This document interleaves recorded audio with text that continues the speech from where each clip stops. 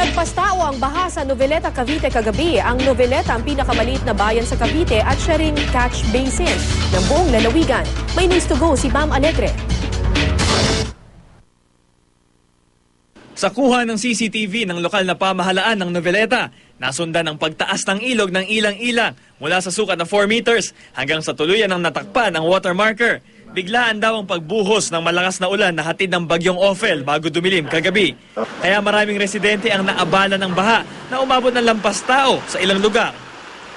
Ang Noveleta po ay catch basin, isa po sa pinakamababa na bayan sa lalawigan ng Cavite. Ang lahat po ng nanggagaling na buhos ng ulan sa parting taas. Sa unang tingin, mistulang nasa gitna tayo ng sapa, pero nasa gitna lang talaga ako ng kalye. Dito sa Noveleta, Cavite, siyam sa 16 na barangay ang nalubog sa baha. Partikular dito sa barangay Poblasyon, kung saan umaagos ang baha dahil umapaw ang kalapit na ilog ng ilang-ilang.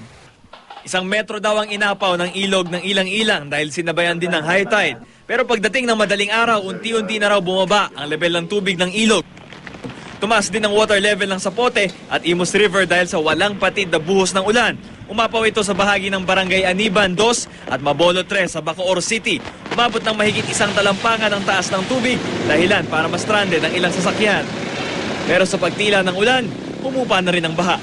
Bam Alegre, GMA News.